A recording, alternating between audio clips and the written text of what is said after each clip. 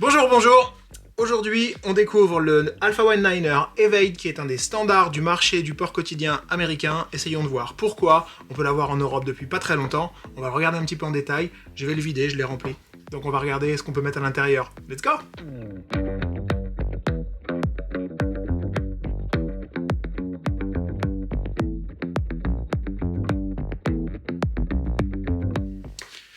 Alors, Alpha One Niner est une marque qui a été créée par un Américain qui est un ancien militaire. Alpha One Niner était d'ailleurs son nom de code. L'esprit militaire se sent beaucoup plus dans le Evade que dans le Pathfinder, sur lequel j'ai déjà fait une vidéo, et ça va être accentué par le fait que dans cette situation, il est en gris, appelé Ranger Green, donc ça augmente un petit peu l'aspect militaire, même si on n'a pas de molle, ce qui a tendance à l'inverse, diminuer un petit peu l'aspect militaire du sac à dos. C'est du 500D, du nylon 500 denier à l'extérieur. On a du reverse YKK sur les zips. Et à l'intérieur, on va avoir du nylon ripstop 210 denier. Donc des matériaux de qualité, c'est fiable. Alors qu'est-ce qui se passe à l'extérieur du sac? La forme est relativement simple. Trop peut-être? En tout cas relativement simple. C'est plus large à la base, un petit peu plus effilé en haut. On a une grande poche admin devant, une petite poche d'accès rapide en haut. On va avoir le compartiment principal ici et un grand compartiment à ordinateur portable à l'arrière. Un système de portage extrêmement confortable, en particulier grâce à ces deux mousses et ce passage ici vide qui laisse circuler l'air de manière vraiment agréable. On va aussi avoir une petite poignée éventuellement si vous utilisez ça sur un bagage à roulettes. Concernant ces bretelles, on voit qu'on a des petites sangles d'ajustement pour rapprocher, en tout cas surélever la charge à l'arrière. Un strap de poitrine qui est réglable en hauteur et qui est amovible, même si c'est pas hyper pratique à faire. Des petites boucles de détachage rapide qui permettent, au cas où vous êtes attaqué, de pouvoir dropper le sac et de vous en débarrasser en urgence. Juste ici, là, on a une petite poche dissimulée qui permet, en théorie, de mettre une arme à feu pour ceux qui auraient besoin de faire ce que les Américains appellent conceal carry, c'est-à-dire un port discret avec un passant dans les deux sens. Bon, moi, j'ai pas d'arme à feu à mettre, c'est en tout cas un endroit hyper pratique pour mettre un iPad. Ça peut être aussi très pratique pour mettre, par exemple, votre passeport, si vous voulez qu'il soit pas trop exposé, c'est contre votre dos. Il y a du velcro à l'intérieur, donc c'est non seulement compatible avec les holsters pour mettre une arme à feu, mais aussi très simplement avec n'importe quel autre type de poche qui vous permettrait d'avoir du velcro et de coller ici. C'est une poche qui est ambidextre, puisque elle est traversante, comme vous pouvez le voir là. De manière très ostentatoire, j'ai placé ici deux bouteilles. Ce sont des Yeti. Elles sont de diamètre identique. Mais comme vous pouvez le remarquer, il y a beaucoup de place à l'intérieur de ces poches. Ce qui veut dire qu'un diamètre plus gros devrait rentrer aussi sans encombre. On a des straps de compression qui peuvent aussi servir de maintien pour serrer la bouteille au cas où vous auriez peur qu'elle s'échappe. Il y a un deuxième strap de compression qui est ici, qui va vous permettre notamment si vous voulez installer un trépied ou quelque chose de plus long, de le bloquer en haut. Et voilà pour les côtés. Sur l'arrière, on a un compartiment à ordinateur portable.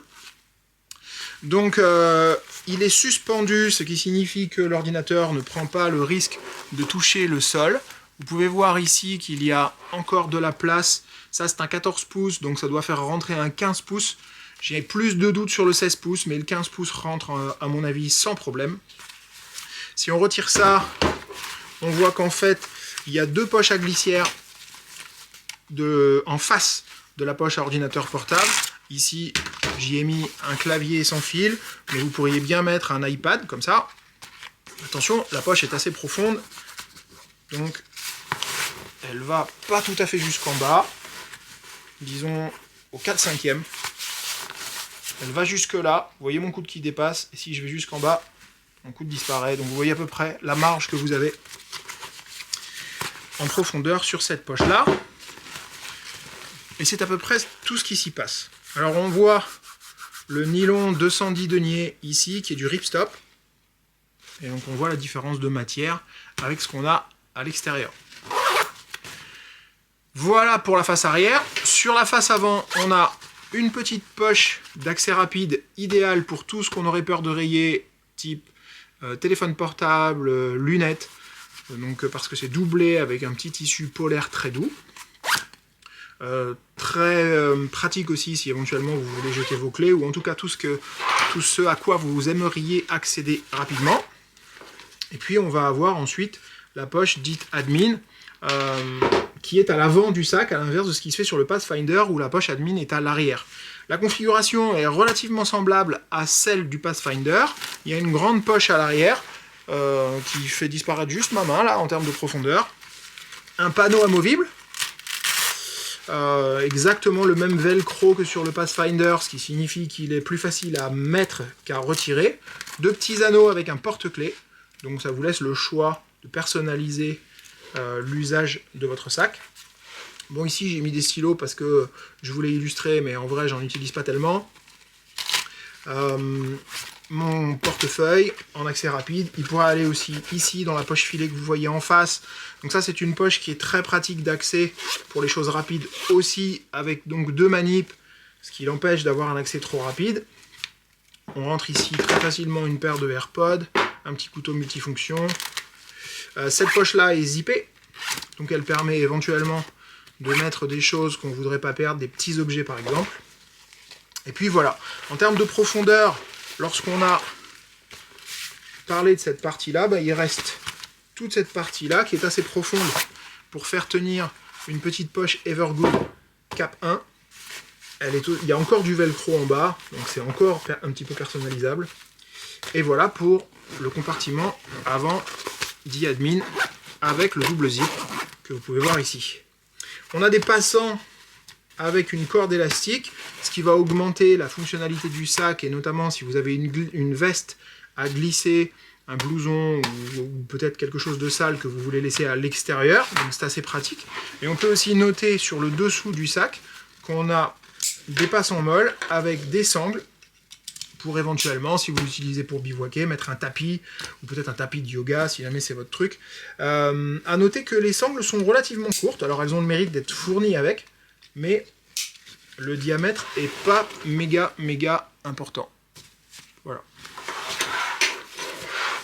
Sur la face avant, on a aussi la possibilité de personnaliser avec un patch.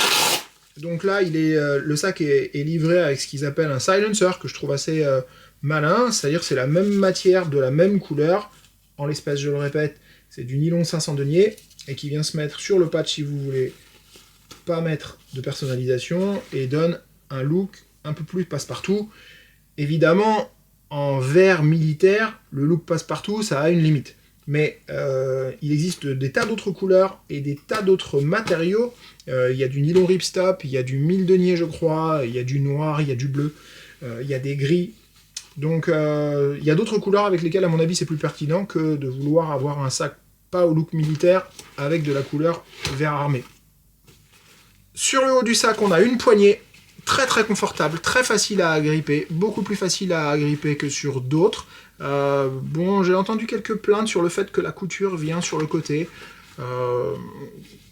C'est pas trop dérangeant, peut-être si le sac est lourd et que vous le portez à la main longtemps, mais bon, la question se poserait de savoir si à quoi sert un sac à dos pour le porter pendant 10 bornes à la main. À mon sens, c'est plus quelque chose de transitoire, souvent pas très long, le temps de passer d'un véhicule à une maison ou de le passer sur le dos. Bon, moi je suis pas gêné par la couture qui est là, je l'ai pas porté suffisamment à la main pour avoir un échauffement ou pour en souffrir en tout cas. Alors on a fait le compartiment arrière avec la poche à ordinateur portable, la poche de port dissimulé pour éventuellement l'arme à feu, le compartiment admin, il va nous rester le compartiment principal. Alors, on a les straps de compression qui rajoutent un petit peu de manip. La configuration de l'intérieur est quelque chose qui est assez standard, j'ai envie de dire relativement connu, en tout cas si vous avez déjà un petit peu manipulé notamment des Goruck.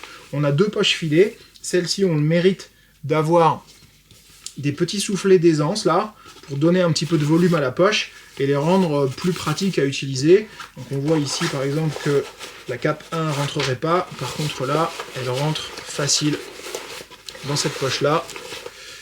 Et là, peut-être l'iPad, tout juste. Ouais, bon, ça passe, sans que ce soit la folie. Donc il y a un petit peu de volume à l'intérieur, et voilà pour les faces avant. Qu'est-ce qu'on a de plus? Ici j'ai deux poches très connues, qui sont deux de mes poches préférées pour mettre les vêtements. Là il doit y avoir 7 ou 8 t-shirts que j'ai mis à l'intérieur juste pour les besoins de la vidéo. Le fabricant c'est Peak Design. Ça c'est la même chose, ma veste de pluie. Bon voilà, le volume est annoncé pour 25 litres. Ce qui représente grosso modo pile les deux poches que Peak Design fait. Voilà, si vous voulez avoir une idée de ce qu'on peut mettre à l'intérieur. Alors la config à l'intérieur, on va retrouver un petit peu l'esprit militaire du sac à dos. On a des passants molles qui sont doublés de velcro. Donc on a tous les avantages du système, des systèmes les plus courants, à la fois le système molle, à la fois le système velcro.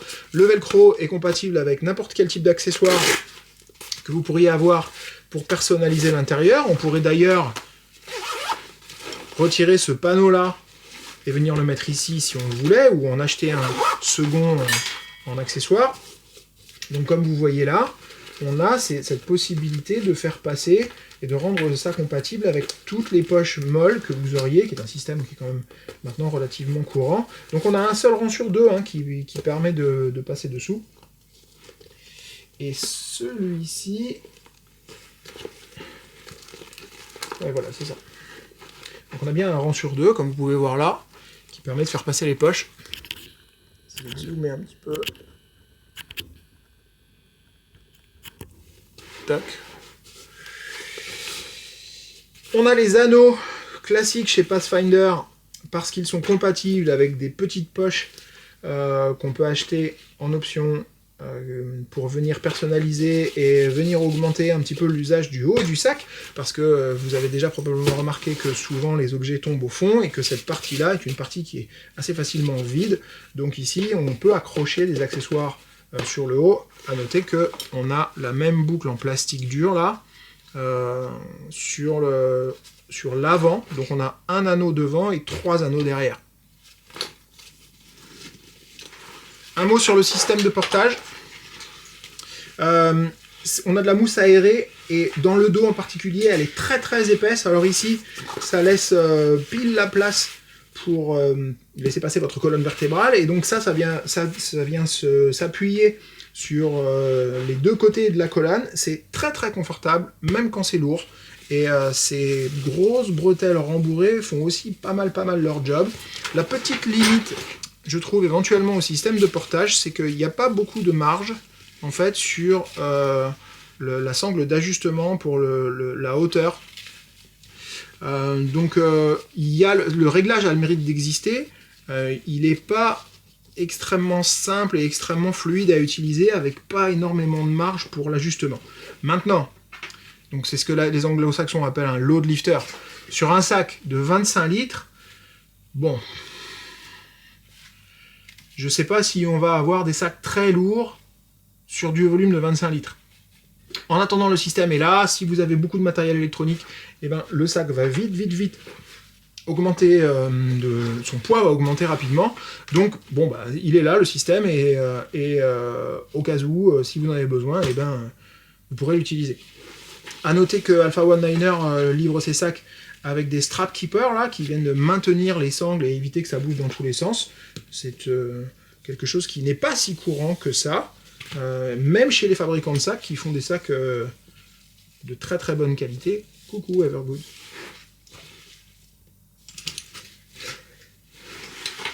Alors en conclusion, c'est un super sac. Relativement simple, avec quand même 3 compartiments, ce qui est assez rare pour un volume de 25 litres annoncé. C'est facile de comprendre pourquoi est-ce que les Américains l'adorent, c'est vraiment un standard du marché. Bon, le look plaît ou plaît pas, peut-être que ça marchera pour vous mieux que ça ne marchera pour moi. Je sais pas ce qui me gêne avec ce sac, mais j'accroche moins avec le design global. J'adore ses fonctionnalités, mais bon, le look, le goût, les couleurs, Je sais pas, il y a quelque chose qui n'a pas fonctionné avec moi, peut-être la couleur. Difficile à dire. Il existe une autre version, alors ça c'est la version qu'ils appellent Full, et il existe une version Light sur laquelle on n'aurait pas ce compartiment arrière là. Donc ça reste intéressant parce que le système de portage est extrêmement efficace. C'est rare d'avoir sur un petit volume de sac ces deux poches à bouteilles. C'est pas si facile à trouver en fait sur un sac de ce design là, de ce type, de cette esthétique là avec les deux poches. Donc je vais voir si je peux mettre la main dessus pour essayer de l'autre version plutôt en light et voir si pour moi elle fonctionne mieux. Celui-ci je l'ai gardé quelques temps, je l'ai utilisé quelques fois, je sais pas vraiment dire... Il est bien mais il n'a pas fait vibrer mon cœur. Un mot sur le marché de la seconde main. Donc depuis quelques mois, on peut obtenir la marque Alpha One Niner sur le site Mukama, mais ce sac est en rupture de stock et la dernière version avec les nouveaux matériaux et un design un peu updaté vient d'être lancée. Alors la question se pose de savoir si on va pouvoir continuer d'acheter ce sac en première main chez un revendeur ou s'il est complètement retiré de la collection. En tout cas, il y en a plein le marché, il y a des bons coups à faire, c'est pas un sac qui coûte très cher au départ par rapport à d'autres sacs que j'ai pu déjà présenter, à savoir qu'il coûte, je crois, 249 € sur le site Mukama, et donc ça veut dire qu'en deuxième main, il y a des super coups à faire. En l'espèce, celui-ci, je l'ai payé 120 €, ce qui est bien moins que d'autres sacs présentés précédemment. Donc il y a des bons coups à faire si vous n'êtes pas rebuté par le fait de ne pas acheter un sac neuf. Mais d'avoir un sac qui a déjà un vécu. Moi, ça m'a pas gêné. Le vendeur en avait pris grand soin et il est arrivé comme neuf, même s'il ne l'était pas factuellement.